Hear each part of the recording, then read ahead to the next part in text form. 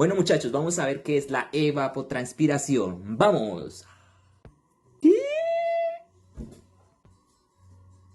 Bueno, ¿qué es la evapotranspiración? ¿Sí? Entonces, es el resultado por el cual el agua cambia de estado líquido a gaseoso y a través de las plantas vuelve a la atmósfera en forma de vapor. Bueno, tenemos dos contenidos muy importantes y nos los tenemos que grabar, ¿sí? Uno es humedad del suelo y dos, desarrollo de la planta. Profe, ¿cómo así? Es que se me cayó el internet.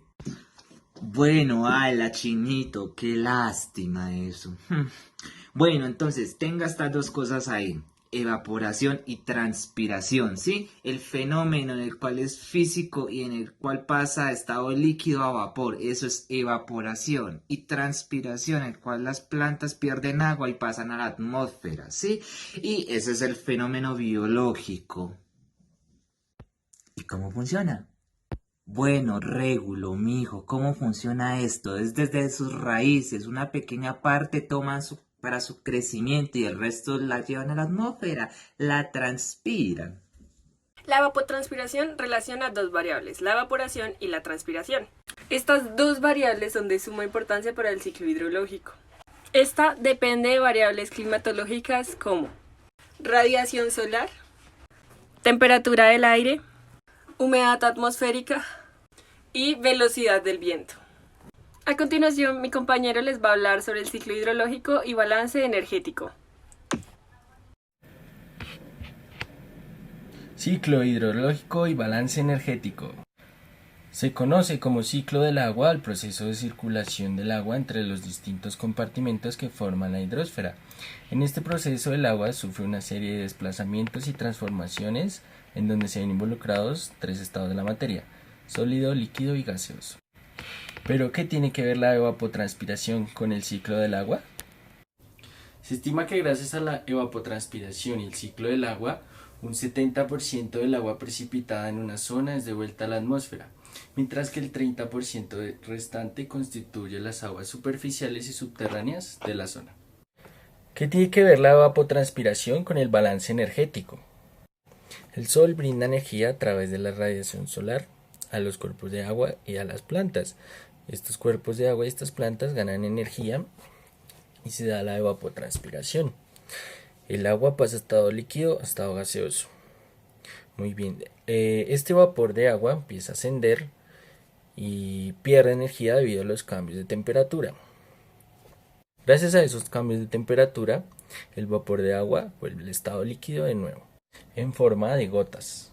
Estas gotas se juntan y forman las nubes. Luego, estas gotas caen por su propio peso y conocemos lo que se llama precipitación, y así se da el balance energético. Ahora mi compañero Diego les hablará sobre los instrumentos con los cuales medimos la evapotranspiración.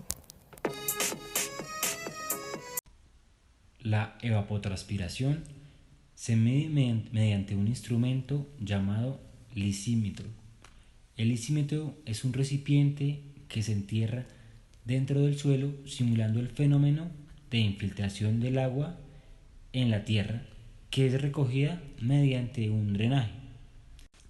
En medio de este proceso hay que tener muchísimo cuidado de restituir todo el suelo que se excavó en unas condiciones lo más similares posibles a las que estaban anteriormente, a las condiciones naturales.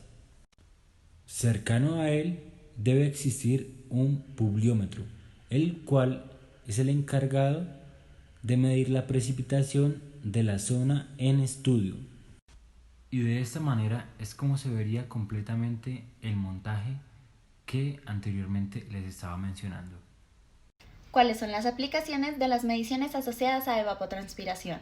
En términos de aplicaciones, el concepto de evapotranspiración tiene una gran importancia en el estudio y modelación climática, destacándose como un indicador de la aridez presente en un territorio. Sin embargo, donde la evapotranspiración realmente ha ganado un lugar importante es en el análisis de la gestión del recurso hídrico. Calcular y analizar la evapotranspiración de un lugar nos permitirá tomar decisiones acerca de qué tanto volumen de agua se necesita para realizar diferentes actividades, normalmente del sector agroindustrial. Como consecuencia de esto, para poder analizar todo lo relacionado con riego, programación de los riegos, cantidades de agua que es necesario aportar para un determinado cultivo, diseño y elección del mejor sistema de riego, condiciones del recurso hídrico con el cual se va a trabajar, entre muchas otras más aplicaciones. Es importante tener en cuenta que la evapotranspiración es un efecto que provoca que el agua de los tejidos de las plantas disminuya como tal debido a dos efectos, la evaporación y la transpiración. Teniendo en claro esto, podemos empezar a hablar de su importancia. La evapotranspiración es muy importante para la agricultura en realidad. Esta requiere que la diferencia entre TR y ETP sea nula, porque si esto no es así, se puede marcar un gran déficit. A las agricultoras realmente les conviene, precisamente porque cuando las plantas poseen el agua suficiente para transpirar cuando ellas lo deseen, se evitan costos en riego y en economía. Ah, y producción. ¿Pero qué puede afectar esto?